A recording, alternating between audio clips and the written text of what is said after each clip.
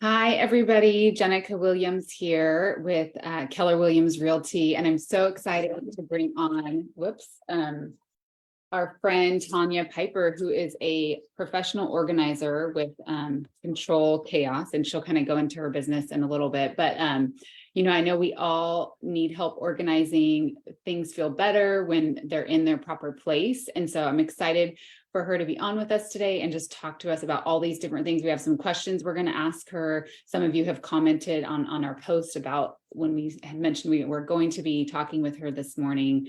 And we're just grateful that you're here, and we can't wait to hear all about your business so you can share with our listeners just what some organizing tips. So I guess I'll start off with you just introducing yourself, your business, and then maybe start off with like your top 3 organizing tips, if you could give those to people, what they would be.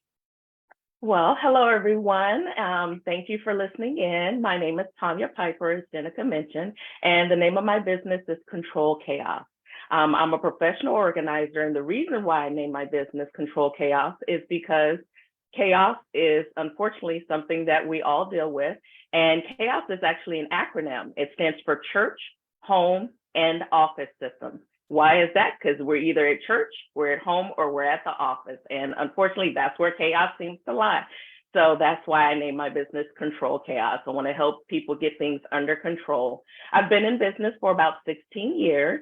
And I really, really have a passion for helping people who are overwhelmed with just the process of getting organized.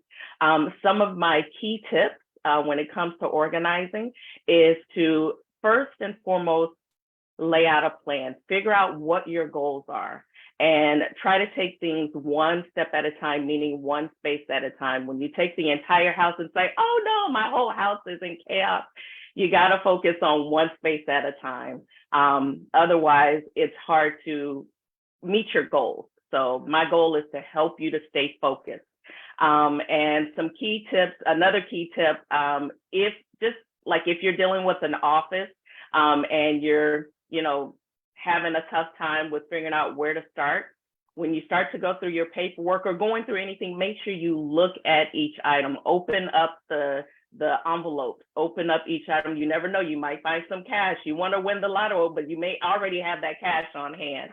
So there's a lot of key things that you can learn with working with a professional organizer. And that's my goal, is to be there with you and work alongside you. Awesome. Yeah. And you told a story, Tanya was with us at a vendor event recently about people who have found things like that. They just, were looking for like the passport, or people find money and you just think, I'm just going to get rid of this. I'm taking it to Goodwill. And we should really be checking pockets and folds and different things, because you never know what treasure might be in there that we've lost. Yes. Maybe. Okay, yes. Awesome. Well, thanks for sharing that. It sounds like we know you have a lot of experience. So if somebody is like getting ready, because we are in the real estate industry, getting ready to sell their home and they need to declutter, what would you say is like a good first step to just, they are overwhelmed, they're not sure where to begin? Like what, I know you said have a plan. Is there any other thing that you would mention is along those lines of someone who's maybe getting ready to kind of get their home show ready? So once again, take one room at a time. And for each time you're going to tackle a room, lay out your categories. So for example, lay out, instead of having, say, trash bags that are available for your sorting process, lay out a bin or some type of a box, because it's a lot easier to sort when you can just toss things in versus trying to hold up a bag and put it in. It allows the process to move a lot faster. And categorize your bins or boxes. This is part of your setup stage for sorting. Maybe one bin would be for items that you want to donate. Another bin could be for items that you want to discard or recycle. And then that way, when you're making a decision, you're not only mentally making the decision, but you're also putting the action behind it. You've made the decision that this box is going to be for donation. So when you're, say, for example, sorting clothes, you're going to take that item out and put the action to it into the decision you made to donate that. And it makes the process move a lot faster. So when you're ready to sell your home and you're starting off, how am I going to say declutter for my sale? Set up your categories and put the actions to the decision. That's a great tip too. And with the bags, I know you think you hold the bags and they flop over and then you don't remember what bag is what. So that's a good idea to use boxes or bins. That's a good tip. Awesome.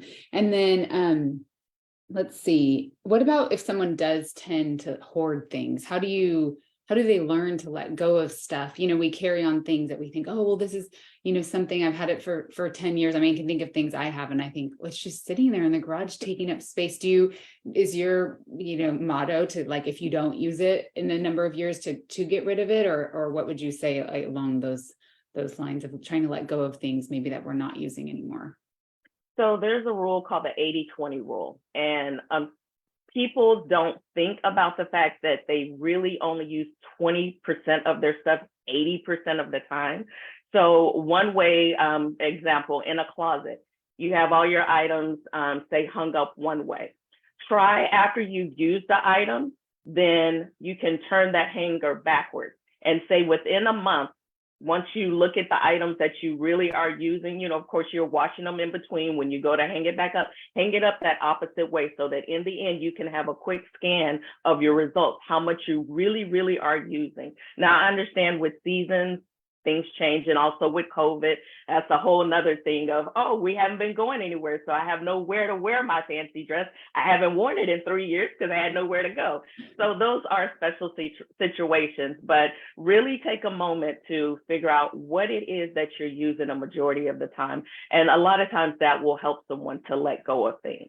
Now, since you're in the real estate market, one of the things that I also tell my clients is think about the items in your home. Now, if you have a home, you're paying a mortgage or you're renting, but you're paying for that space.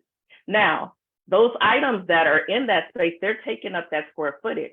If it turns out that it's stuff that you don't like, it doesn't bring you joy, you're not using it, well, that stuff is not helping to pay your mortgage or rent or bring you joy. And a lot of times when I tell people that, they think about it, they pause, and then they get upset. They're like, oh my gosh, that it's taking up space in my home, but it's not helping me in any way. So think about what is taking up your space. Yeah. Those are such good pointers. I love the thing about the closet, because you think, oh, maybe someday I'll wear it. And then you're like, this hanger has dust on it. Like, why do I continue to keep these things? Yeah. That's a great tip about the hangers. I love that. Okay, awesome. And then what about for our kids? If my mom's watching, hi mom, but I grew up with a mom that, was real strict, clean up your room, dry out the shower, and I just remember being stressed as a teenager about everything having to be in its place. But so with my kids, I'm like, okay, you clean up your room before your technology in the afternoon, and your bed doesn't have to be made perfectly, but you need to, pick up the stuff off the floor. I guess, how do we teach our kids to keep their room organized? Or do you have tips along that? Because it's like I know they feel better too when things are in order, and I don't necessarily want to do things for them and always be, cleaning up so then they don't have to do it and learn, to pick up their things. So what do you have ideas for that?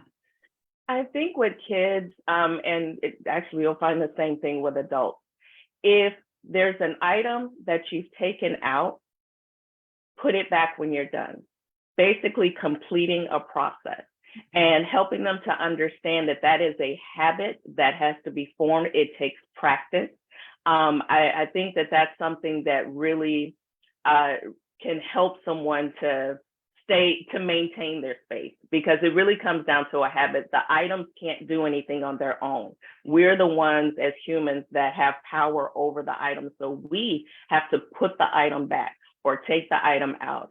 And so in helping a child to understand that when you take an item out, you need to put it back, then that helps them to stay on that just building that habit. Yeah, that's so good. And that's what they do at preschool. Anyway, it's funny because you'll think, exactly. Oh my gosh, you look at him pick up when I pick him up from preschool, and you're like, why doesn't he do that at home? But if we're not enforcing that, I've always heard don't give a command to your kid if you're not going to be there to enforce that they do it. And so really encouraging them to put it back, because for a long time, I didn't make my bed. I mean, I just was like, okay, all the pillows. And then I had somebody during COVID who said, yeah, every morning I make my bed, and it just makes me feel something about just it feeling complete. Like this room is, maybe their room's in chaos, but my room feels complete. Like there's something about that. So yeah, building those habits. And I think that's the only way to keep things somewhat in order is if you do it, each time. Otherwise it's like, oh, you feel overwhelmed and you may not do anything, or your spaces might be. And I like what you said, Chaos. the feeling, tying a feeling to what you're doing really helps to motivate you to do it. Yeah. So just like you said, when that bed is made for that one person, it made them feel good. It made them feel successful. And so tying those feelings to what you do is really, really huge. And then the other thing, especially with kids, make it fun. Make it a game. So that they're like, oh, if I put away, this item, or maybe putting away, that physical action of putting away, if they could toss it into their bin, now it becomes more fun. Now it's a basketball game. Hopefully not breakable stuff though, right? Yeah. But those Legos, toss them into the bin. See if you can get them all in there within, 1 minute. And then it's like, oh yes, I made it. But it was all a game. But in the end, you got the results that you wanted. And they felt good about it because it was fun. Yeah, that's great. Yeah, make it fun. I know. And we probably could spend a whole hour talking about how to have Lego sorting, because we do have a Lego table, but it's like, oh my gosh, the Legos anyway. But so that's great. Those are great tips, and making it fun. That's good. Okay. And then what can someone do to help prepare a home before an organizer comes in? Let's say one of our clients hire you. What can they do if they're, getting ready to have you come in? Are there any steps they should be taking to prep? Actually, I don't ask people to do much prep work. Of course, if you have, I've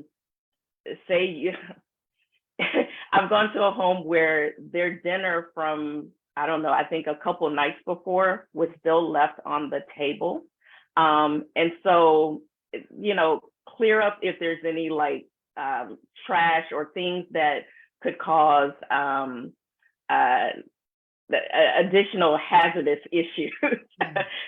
Move those items out of the way. If you have personal items that you don't want someone like myself to see, put those personal items to the side so that that's, not in the way, and you're able to just focus on those things, on what it is that you want to, the goals that you want to complete in the organizing process. But as far as really, really preparing, it's not so much of preparing your space, other than the things that I just mentioned, but just being mentally and physically ready for the process. Making sure that you slept well the night before, because organizing is a physical activity. And then mentally just already thinking about, okay, I'm ready to make a change. I'm motivated to make life-changing habits. I just need someone to come along with me to get started. So those are the main things. And don't go out and buy a whole bunch of stuff because you need to figure out what items you'll need to, for example, containers. You don't need to go buy a whole bunch of containers to prepare, because you need to sort through and figure out what you want to purge to figure out what's left to put in containers, if they're even needed. So it's really not a whole lot of prep work, just mentally, physically being ready for the process. Got it. Okay. Good to know. And then let's see. How do you feel like clients can keep spaces organized after you leave? How can they keep it going once you're organizing with them? One of the things that for me, when I'm working with clients, is I like to work with the client, work alongside you. And the nice thing about that, the value in that, is you're getting tools, you're getting tips, you're getting learning how to organize so that you are able to maintain systems. Now, I understand on TV, you'll see where an organizer comes in and says, go off on a fabulous vacation and I'll do all the work for you. I'm going to put things away. What'll happen is the way the organizer thinks they should be put away, but then it doesn't work for you. Maybe I'm short, so I'm going to put everything here, but you're tall and you're like, oh no, I could have reached it, up high, or vice versa. So it's just important to think about, what really, really will work for that person. Yeah, that's good. Yeah, because you want them to know where things are, and because some of the client might be like, where's that thing? I can't find it. Yeah. Okay. And when they're a part of the process, then it helps them to have ownership of their space. Yeah. Yeah. Yeah. And like their buy-in too, if they're in it with you and they're, they're more apt to maybe follow the process too, versus you just doing it for them. Okay, great. Well, can you talk a little bit about like maybe what packages you offer and how that works? And then also what like an ideal client is for you? What is, if we have clients that we know, what is your ideal client, or who is your ideal client? So I offer 3 packages. Hence, along the name Control Chaos, I have a self-control package, which is more of a do-it-yourself. That's for the person who says, I know how to organize. I'm willing to put in the work. I just need some guidance on, okay, this is what I need to do, or, just focusing on how to lay out my goals, how to lay out the plan, and then I can activate the plan on my own. So self-control is more for a do-it-yourself, just some simple guidance. The next package I offer is called Under Control. And that's basically your area where you just need to get it under control. You're not trying to put in systems. You just want to sort and purge the items that you have, just decluttering. And then the last package is my largest package, which is Total Control. And it just as it says, you need help with all of it. And so that's where I come in and I work with you hand in hand to help you figure out the plan and then actually putting the action where I'm working alongside you. Okay, awesome. And then what would you say your ideal client is, or who are you looking to work with? So my ideal client is someone who is a decision maker. It is difficult if, say, I'm working with a client who they can't make decisions upon the space because maybe the space belongs to someone else, but they feel like it needs to be cleared, which means you have to ask this other person, oh, is it okay to get rid of this? Or, things along those lines. So someone who can make the decisions for the space that they're in. And then someone who is just mentally and physically, as I mentioned, able and ready for the process. They really are ready to make life-changing habits. And then also just making sure that you have clear goals. It's helpful when you at least have an idea of, this is why I want to get organized. This is what's causing the problem, so that we can really focus on, how did you get into the situation you're in? And what do you want to do about it? How do you want to get out of that? How can I help you to focus to get to your end result so that you can feel that peace of mind in the space that you're spending all your precious time? Yeah. Yeah. Because there is something about when it's organized, like in my office here, like I come in, everything's in its place because there's no pets or children or shoes to like, nobody's moved anything. It's amazing. But like at home, when you're in real life situations, it is hard to, when there is chaos and sports and all these things with your kids, it is hard to live in that space and feel calm when there is chaos. But if you can have those systems, then it does, help you to feel better. So thank you for all you've shared. Are there any other last minute tips that you wanted to share? Anything else you wanted to throw out there? The new year's coming up. I know a lot of times people want to make resolutions in order to get organized. And part of our national association, January is actually what's called Go Month, which is Get Organized Month.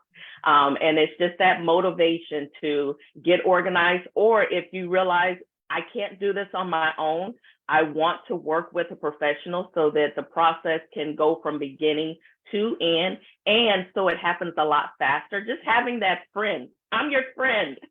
I'm your organizing friend. Just keep that in mind in the future. You can reach out to me via email or via my website, www.controlchaosorganizing.com. And I look forward to maybe meeting some of you soon. Awesome. Yeah. And it's a great gift too. I think, and my next, maybe my birthday in May, like I would love that as a mom too, or just, if you want things more organized, what a great gift, an experience, an organizing experience. So thank you so much. We'll make sure to link her information in the notes, and then also just in the comments on Facebook. And Tanya, thank you so much for being here, and we appreciate you. And you have a happy holidays. Yay, thanks to you. Thank you so much, Jenica, for hosting me. Okay, take care. Bye. Bye-bye.